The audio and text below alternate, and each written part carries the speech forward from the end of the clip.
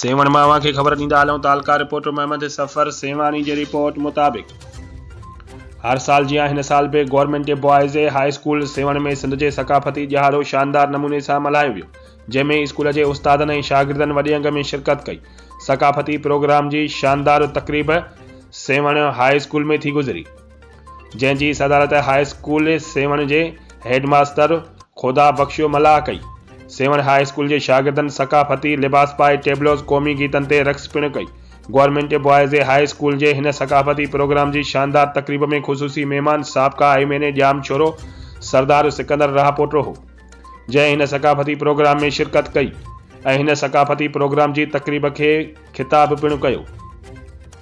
सकाफ़ती programme की तकरीब में शागिर्दनि जो चवणो त सिंधी टोपी ऐं अजरक असांजो सकाफ़ती शान आहे, जंहिंजे ज़रिए असां सॼी सिंध में सुञाता वञूं था।